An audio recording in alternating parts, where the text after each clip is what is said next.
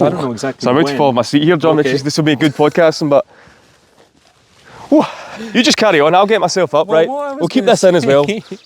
It's... for anyone listening on the podcast. Yeah, I'm back. If you're listening for the tape, I am now back in my seat just about. Yeah. So...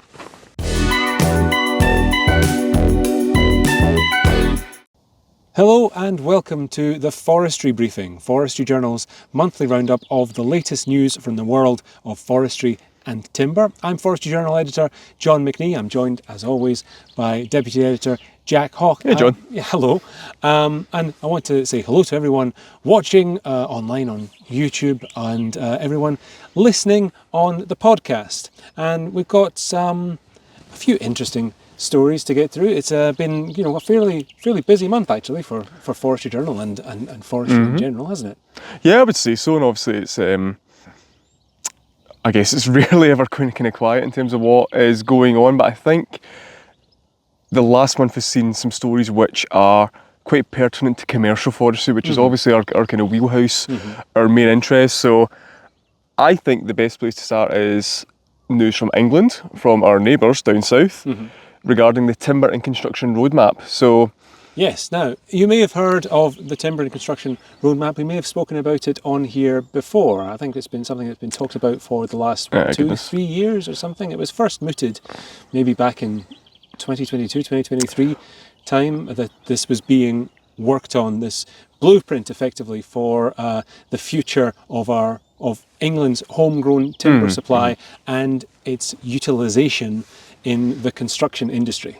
yes, exactly. So actually, you're quite right. It kind of predates this current government. It was first brought in at the end of 23 by the previous Conservative government, and it really is what it says in the tin. It was a roadmap to get more timber used in construction, which is kind of, I realise I'm just repeating what the name is, but that is essentially what it is. So I had several steps, key steps had to be taken, key priorities. I think there were seven themes in total. I'm just going to look up here, including, how we'd improved our data on timber, how we promote the use of safe, sustainable timber in the UK. The UK, obviously, but generally a lot of this is pertinent to England only just because of the nature of the devolved governments. But hey, more timber UK-wide is a good thing, so I guess that doesn't matter so much. But so, the key driver for this, net zero and sustainability credentials and tackling climate change in the broader sense. We want to reduce our carbon emissions, and one of the biggest polluter, I think, in terms of carbon emissions, certainly one of them is the built environment. We're still in UK construction using a tremendous amount of steel and concrete in our buildings, which produces a huge amount of carbon emissions put into the air, and we could be using timber. If we sort of adopted a different approach to our regulations and a different mindset, and if we could guarantee a good timber supply at a reasonable cost, then we could completely transform the industry, and also, as well as utilising more timber in construction, reduce our reliance on imports from abroad, which also is not very good for the environment. No. So I think there are many themes here, and these were all present in 23's timber and construction roadmap. So what's new is that the new government, the new Labour government, and more specifically the Forestry Minister, Mary Creagh, has reaffirmed the government's commitment to this roadmap. Now, what does that mean in practicality? Well, according to the government, what it means is a refreshed, updated and even stronger roadmap for timber and construction in England. Again, according to the government, with this refreshed roadmap, there are more points which they are keen to emphasise. There are more priorities they've set out. There are more commitments they've set out. Now, when you compare 2023's version to 2025's version, has much actually changed?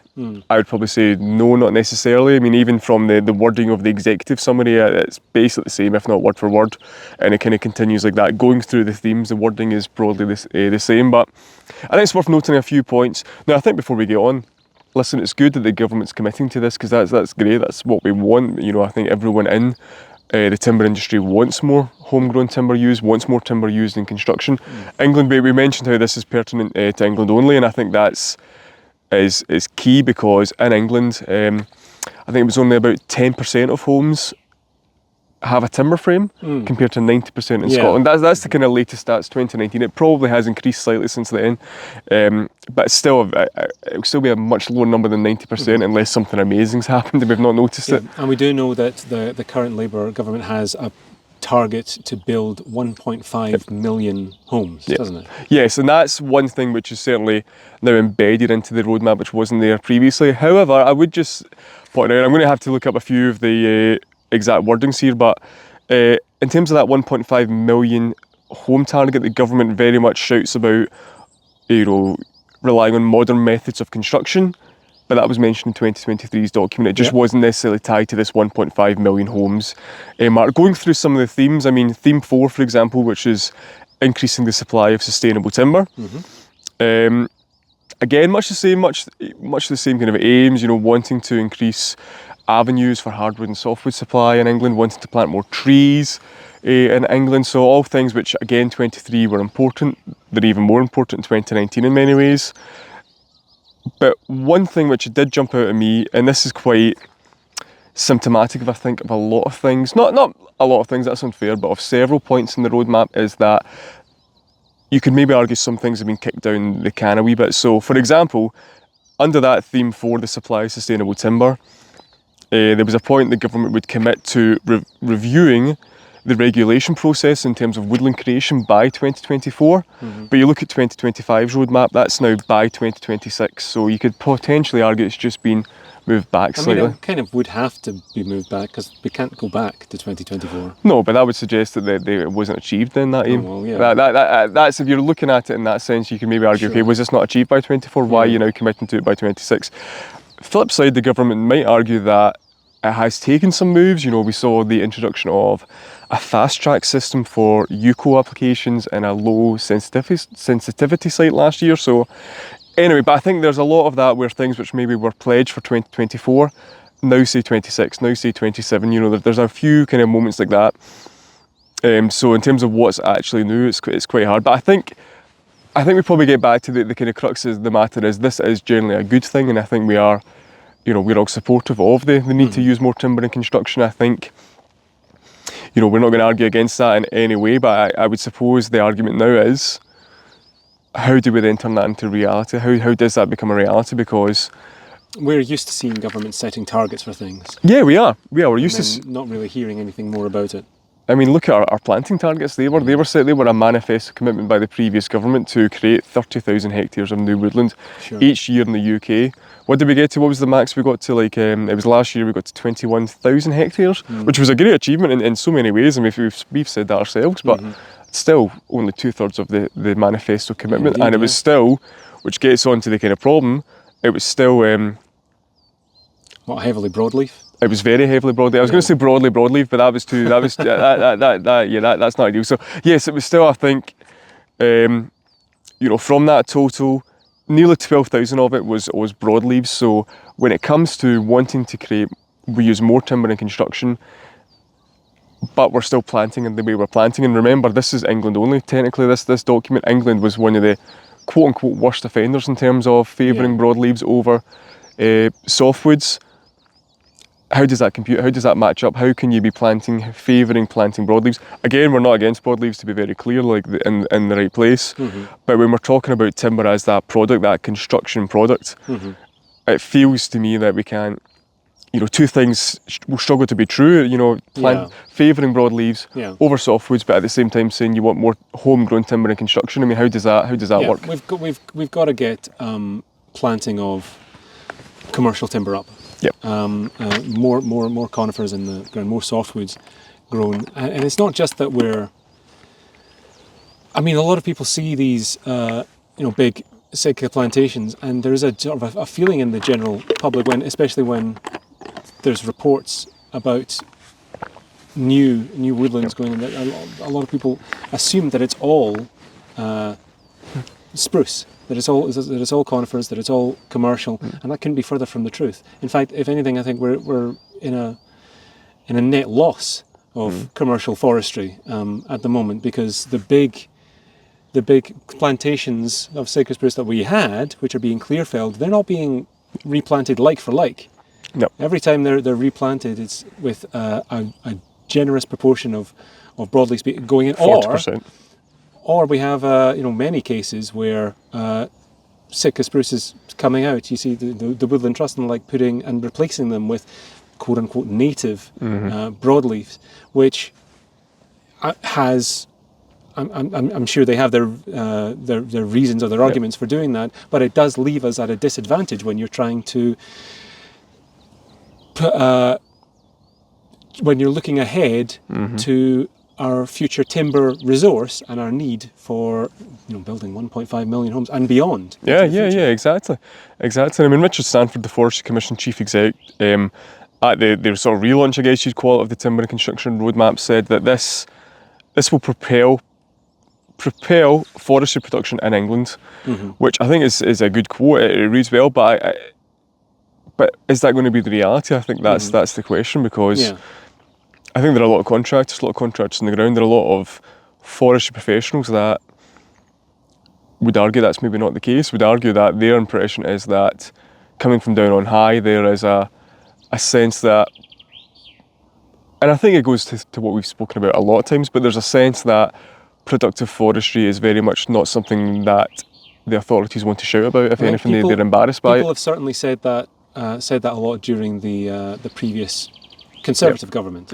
And that criticism was made, I remember, several times of Zach Goldsmith, who was the forestry minister for longer than some, but there were quite a few. Can you name them all? I could not possibly name how many of them. Then we'll get into environmental secretaries as well. Was someone who did not see the value of commercial forestry, and just having one person in that position has a huge effect down the line. So hopefully this will be a completely different way of thinking for the current administration that will have a real impact for the people on the ground. And they are talking about creating green jobs of the future, affordable and sustainable housing, driving up economic growth. That's what the Labour government keeps saying it wants, isn't it? Growth. So hopefully, and let's and if say the Conservatives come back into power, we've obviously had this week Kemi Badenoch essentially banishing the net zero aims. That might change things entirely as well, but that's maybe a discussion for another time. I'm sure we'll come back to it. Yes, exactly, in a few years' time maybe. But talking of commercial woodland and hoping that the future is much brighter for it than it has been for the latest little while, we've had another big piece of news, which I think has been, I would, from our perspective, from Forestry Journal's perspective, has been quite encouraging. This is the creation of, I think, England's largest commercial forestry. Certainly, that's what it's being called, and it is. These numbers are all relative. It's pretty small compared to some measures, which we'll maybe go into in a second. But yes, so this comes from our friends at True North, an investment firm who some of you might know are behind the Stobo Hope plantation in Scotland, which we'll probably get to a bit more in a second. But anyway, they have had permission given by the Forestry Commission to create a commercial woodland in the northeast in Lanchester called Greencroft Forest Park, which is going to amount to about just shy of 300 hectares. It's going to have 31 species. I think it was about 300,000 trees planted, if not more than that. 600,000, so I'm doing them a disservice there. And they've been very clear, the majority now, goes back to what you say, John, the most you can have of any one species is 60% under the new UKFS, but the majority of species or the one that makes up the largest proportion anyway, will be Sitka spruce. So very much being planted with commercial forestry in mind. It will have native, quote unquote native, it will have broadleaf species, but this is a woodland that's been planted for timber. Yes, and you'll understand, of course, we can't go back to, and certainly shouldn't really go back to planting sort of monocultures, if only because of the encroaching risk posed by various pests and disease. We have Ipstivographus, the European spruce bark beetle. We have Phytophthora pluvialis. These things, partly driven by climate change, sort of established now and getting ever spreading and potentially getting ever closer to decimating Sitka spruce in Scotland. I hope it doesn't happen, touch wood. But for those reasons, we can't really rely on one species, and nor should we. But we want to see more species of softwood, certainly, and more commercial planting. And they are saying that this will make up what is it? This can be described as the largest contiguous commercial forest since the 1980s. Yes, since obviously going back to the tax breaks we had for commercial plantations back then. So, and this, to be clear, this is in England. I think this to be very clear, because going to their other big project in Scotland, the True North investment firm, is Stobo Hope. That's 700 hectares. So it maybe just kind of goes back to what we were just talking about in a second. It shows the challenge in England for commercial forestry, insofar as the largest plantation for 40 years is not even half of the largest plantation that's been I don't even think it's the largest plantation. It's not even half of another project. Yeah. Not even that far away in Scotland. So I do hope that I'm sure they will be hoping, rather, that they have a bit of an easier ride getting these trees in the ground than they have had at Stobo Hope, which some people will be aware of has had various headlines since. And there's a legal challenge over it. Two legal challenges, a legal and a counter-legal challenge. Counter-legal challenge brought by I suppose you would call environmental campaigners or community groups in the area. Various concerns about the project's impact on the environment. I think black grouse was one of their concerns. These are sort of things that should have been, you would think, should have been cleared up a while ago. Exactly. Or in the planning stages, but now we are actually in a legal situation, which has been and a bit of a public relations, bit of a disaster, really, because you see the way that it's been reported as in the press as one of these faceless investment groups headquartered in Guernsey, coming in, taking a tract of land and not following the right procedures, trampling over nature. They would argue, some campaigners would argue. Yeah, exactly. Not our words. Would be not our words, but in the press, and and that's a problem that's been exacerbated by the discovery that sort of pesticide spraying had taken place sooner than it really should have. Exactly. And now it's in court and it's being held up, and this has already cost, I think, the taxpayer an awful lot, and it's going to cost an awful lot more. And it doesn't make forestry in general, it doesn't show forestry and not commercial forestry in the best of light. Not if that's the only not if that's the only story that gets told. Yes, exactly. The only experience people have of commercial forestry in 2024, as it was by 2025 now. And that has been a bit of a messy situation, and obviously they're now at the stage where an environmental impact assessment is having to be carried out. That wasn't previously, so I think that story will rumble on. But yes, I think Stobo Hope's probably a good example of the challenges of one of these kind of projects, but they are essential, they are necessary. We can't, if we want more homegrown timber, which pretty much I would assume most people watching this will want, we do need to plant more trees, we do need to create more woodland. Now, there are many arguments you can have. People will have the argument, does it need to be such large scale? Can we do it smaller scale? Yada, yada, yada, etc., etc., etc. But I think if we're in a situation where we accept that we want to build more homes with timber, it has to be done on scale. That's building 1.5 million homes, or whatever it becomes in England, is a project on a large scale. The product has to, therefore, the produce which creates these homes has to be done on a large scale as well, and that's, I don't think that's something we should be ashamed of necessarily. In terms of these plantations, they're being grown for a reason. They have many benefits when they're growing as well. So I don't think that's something we should be ashamed that we're doing, because it's not. We're not giving drugs out to kids or something like that. We are planting a product which sequesters carbon. Yes. Builds homes, creates jobs, all these things. Now, we could probably sit here and people better versed than us would be able to give a good argument why it can be done slightly differently. But I think in terms of the argument that it has to happen. I think we're very much on one side of the fence there. Yeah, and it's the rapid return you get with these plantations. I don't know exactly. So I'm about to fall off my seat here, John. Okay. This will be a good podcasting, but you just carry on. I'll get myself up, right? We'll keep this in as well. It's for anyone listening on the podcast. Yeah, I'm back. I'm back. If you're listening for the tape, I am now back in my seat, just about. Yeah. So what I was going to say is that it's the rapid return on commercial forestry as well. We can plant broadleaf species that are not going to reach maturity for 50 to 100 years or more, sequestering carbon, whereas we can have conifers going in that get harvested in around first rotation harvestry in around 20 years or something, and then that the carbon that they've sequestered gets locked up into a building, into a timber frame building for however many decades to come, and that plot is replanted, and we do it again and again and again, and that's got to be worth so much more in terms of carbon sequestration now, and it's not being eaten by squirrels. No.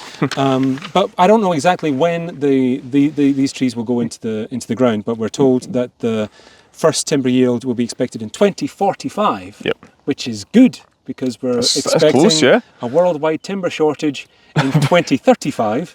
So 2045 is 10 lean years ahead. Quite soon, with a total of 110,000 tonnes of sustainable homegrown timber produced during the first rotation. So a few more of those would be nice. Just the planting, it's due to start being planted in the upcoming planting season, so 25, 26. Well, so in just 20 years then for that first rotation, that would be fantastic. And a few more like them, I think, would be ideal. And that's giving me a bit of encouragement. I know someone else who might have some very encouraging and some positive thoughts about this project and this approach, and we'll tell you who that is right after this.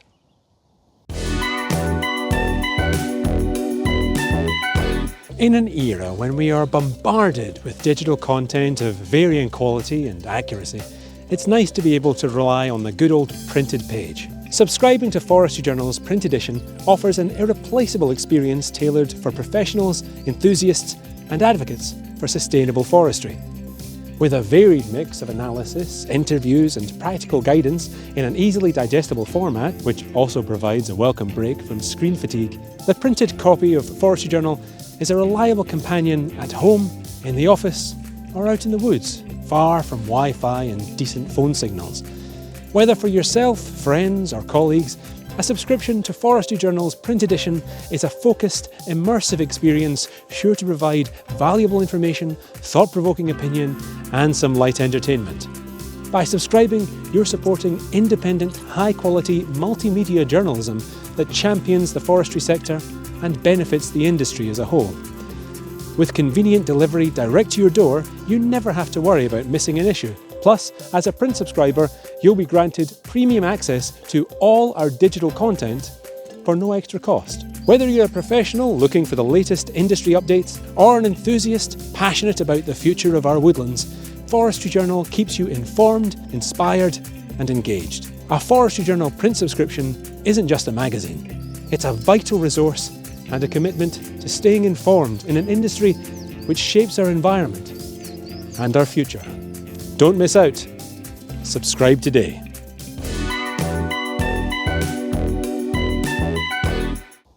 Okay, Jack, in this episode we're talking all about commercial timber and its value, and I want to read a quote out to you.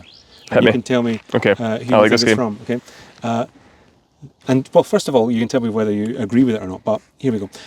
The production of timber, lumber, paper, bioenergy and other wood products is critical to our nation's well-being. Timber production is essential for crucial human activities like construction and energy production.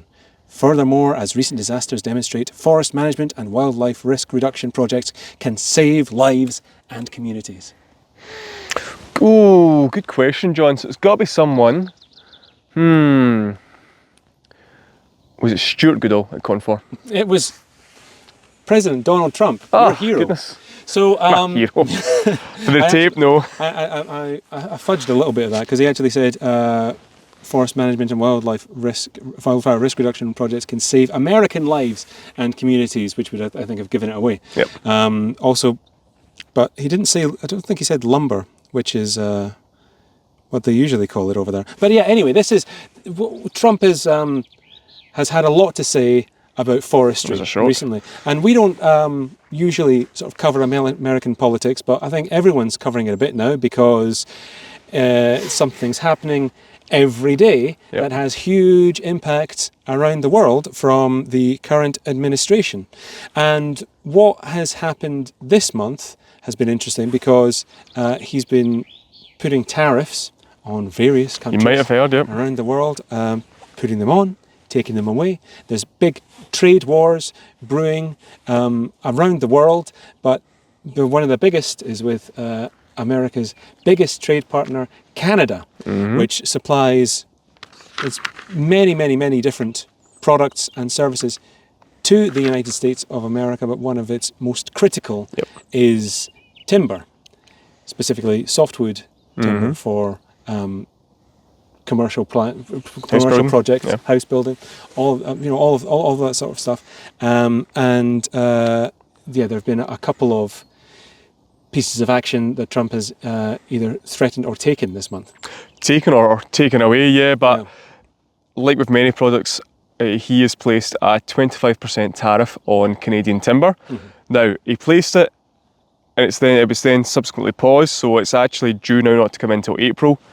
Who knows, by the time we finish this, he could have changed his mind again, and it could be a 50% tariff, it could be introduced on everything, I don't know. But as it stands, as of April, once this sort of month reprieve is over, there'll be a 25% tariff on Canadian timber.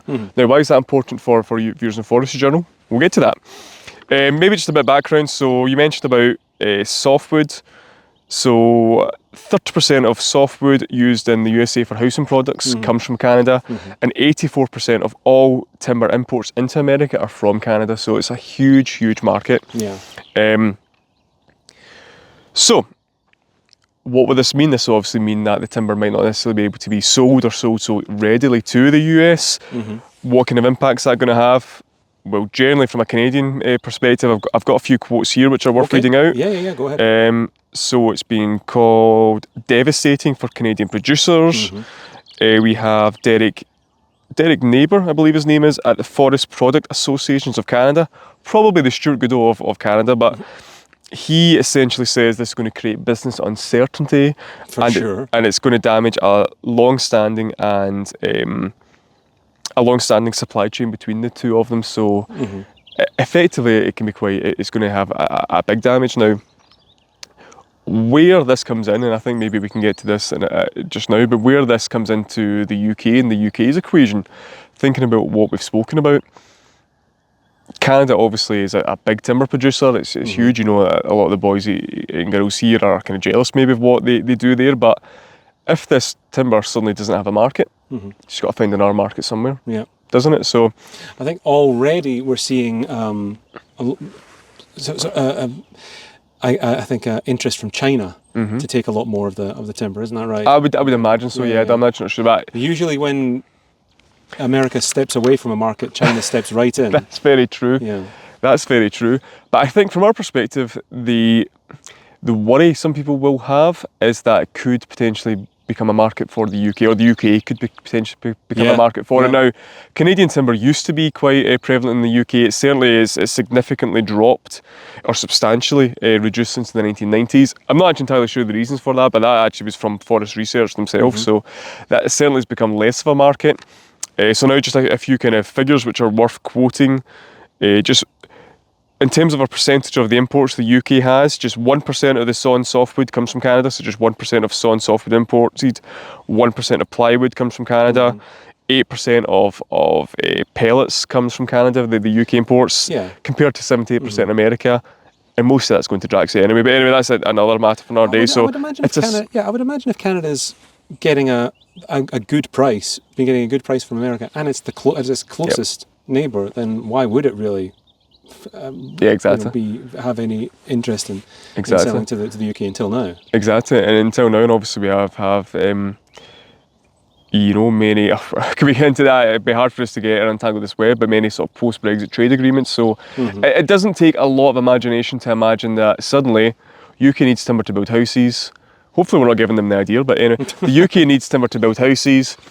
There's all this timber. There's all this timber that suddenly doesn't have a market. Yeah. Where can it come? And I've, just last week I was speaking to a producer of timber products here, which relies just solely on UK hardwoods, and they said that themselves, that they kind of have a concern that suddenly all these hardwoods or all these softwoods which were going to go to the American market might make their way over here. So I think this is very much a kind of watch this space type issue, but it doesn't take a lot to imagine that suddenly the UK might be seeing a different market. And remember, we're in a position right now where the UK imports 73% of its timber.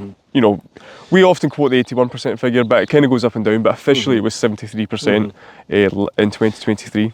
The big question is, whether this can actually happen. Can America actually cut off its Canadian timber supply and continue doing what it wants to do? Is that possible? Many people are saying absolutely not. It would take America at least 10 years to plug the gaps, not just in terms of harvesting its own material, but in processing it, because a lot of this timber is processed in Canada as well. America doesn't have the sawmills, so maybe this will come to nothing. Donald Trump, whose comments I quoted earlier would make him sound like he's a big supporter of a nation having its own homegrown supply and utilising that.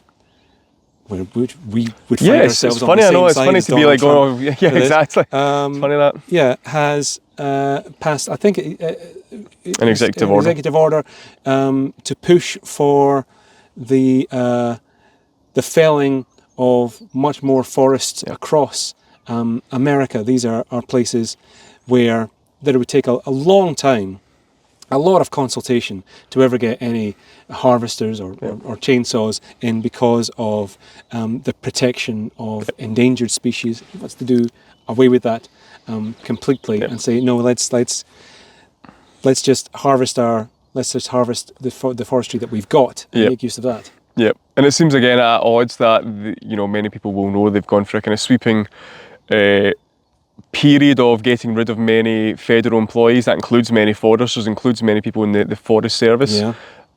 But they've done that, at the same time they want to then make more use of their own homegrown timber and their own domestic supply. So that seems to be a kind of contradiction in some ways. But yeah, I think it will be interesting to watch this space. I think you're probably quite right. That desire to use more homegrown wood, we're all for. So it's funny that to think that if I were going to start a trade war with Canada over timber, I might have started a bit sooner building up my own timber supply, is what I'm saying. So there is perhaps a warning in this story, looking to the future. Many critics of Donald Trump, and he has some, are saying that what this amounts to is Trump and his friends wanting to pillage the natural world in the United States to line their own pockets as soon as possible and forget about the future. This is not going to be sustainable forestry. This is not going to be proper management. But even so, it does highlight to the rest of us, I think, the value, the importance of being able to rely on your own domestic timber supply, having a sustainable commercial industry on your own doorstep. Yeah, absolutely. When the whole world is going topsy-turvy and you don't know what's happening from one day to the next. No, exactly. So, yeah, it's certainly, I think it's interesting to talk about, because it certainly brings to light a few issues which might affect us further down the line. I think it's going to be interesting to see. That's fun to speculate. I hope we get to do it again. Let's see. We'll be back next week and next month rather, and I'm sure the whole picture's changed. Yeah, I guess we'll see. Speaking of which, I guess that should be us for now. It's been nice to sit out here and talk. Pleasant, the sunshine after filming so many briefings out in the cold over the last few months. Long may this continue. Indeed. And I hope you do join us again next time for another forestry briefing. In the meantime, you can follow all of the latest news on the Forestry Journal website. That's forestryjournal.co.uk. Thanks, and we'll see you again next time.